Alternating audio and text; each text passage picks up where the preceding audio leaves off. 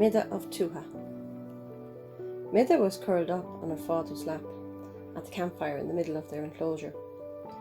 She was listening to her elders talking of the ancestors, their great feats and desperate defeats. She loved hearing the stories of how the people that created their home, their Cronach, first came to this area on foot, from over the mythical hills of Brile, carrying all that they could with them. They wanted to start afresh in these lakes, far from the fires and fighting.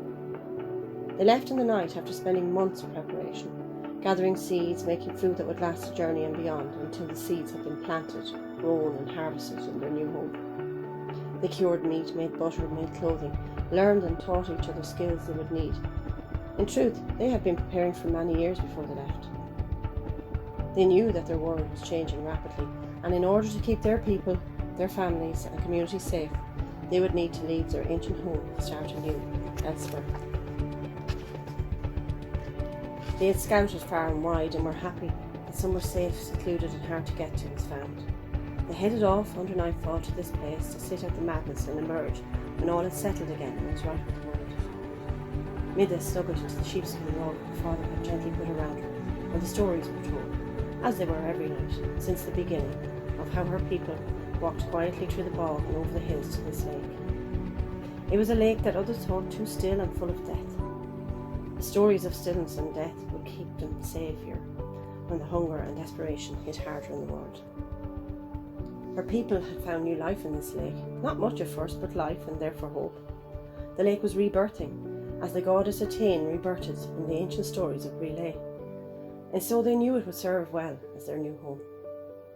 They fueled the stories of stillness and darkness in whispers to the others, so that many would not come this far, and they would be safe, at least for a time. Desperate times brought out the primal tribal feelings of protecting your own. Even with this, they had taken in other families and people deserted by their own, as deep down they were a kind and caring clan. They also sought out strong and fit people, trained in the skills of protection and battle if the need occurred. Some of their clan had spent time creating the group of man-made islands that had become their home by building up the mounds of mud within the lake. Once they were completed, they then began the building of the huts and fencing all around. They took their time over the naming of their new home. After much debate, they agreed to call it Tuatha, which meant in simple terms the people, the tribe, the community. Although their ancient language was never in simple terms, and so Tuatha meant much more, it is a sense of place, something they needed more now than ever before. They built their log boats and created a secret path for those who might be on the shoreline needing to get back inside the enclosure quickly. When crossing on the underwater stepping stones, it looked as if they were walking in water. It was godlike, Mide was told by her father. Once all the community arrived at the shoreline, they began to take the animals over first to the large natural island furthest from the shore. It was a difficult task. They had to go in 2 boats, one each side, and get the animals to swim along between them, one by one, until they reached the island.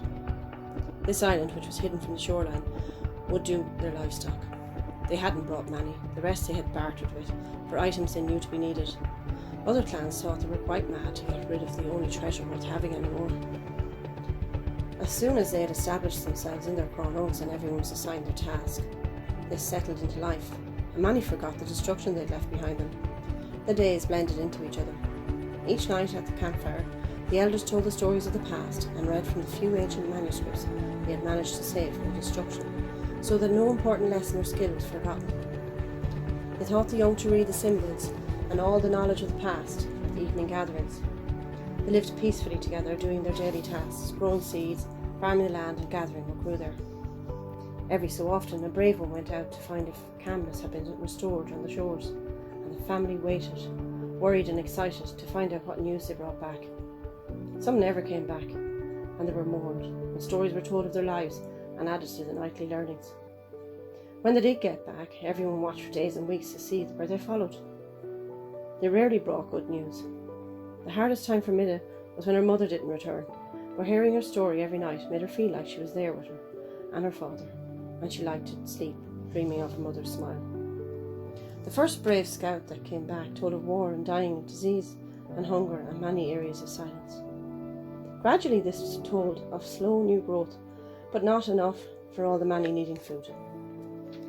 They brought strange tales with them, of magnificent structures made by the old people, of strange instruments they found, and brought some home with them.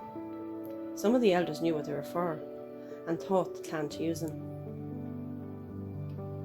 The elders waited excitedly for them to return to see what treasures they brought. Mide, her father, and all the new generation were just curious, and at times thought most of it was pointless rather than useful. The last came back so long after they left that people weren't sure if they really were their king. But they knew the way and the path across the water, so they surely were. If doubt lingered about them, no one said, as no one wanted to send another being away. There were too few now. They hoped in time they would find more communities like their own, with whom to trade, learn new skills from, and share their knowledge. They hoped that those that had survived and had learned the lesson well, how cooperation rather than competition was a natural way, and working with Mother Earth would serve them better than against. The biggest lesson they all learned every night from the elders was not to casually destroy Mother Earth. She will fight back and she will win. Mide slowly drifted off to sleep, dreaming of her mother warm and safe within the strong arms of her father.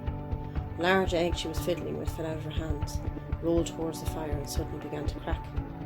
The family looked on in bewilderment as a furry robot creature hatched out of the plastic shell, making sounds they hadn't heard before. Was this instrument for communicating like the many slim black boxes they had found but didn't work? They had taken them apart to use whatever they could from inside. One reached out to do the same to this when Mide woke and grabbed it. No, don't break it. This is mine.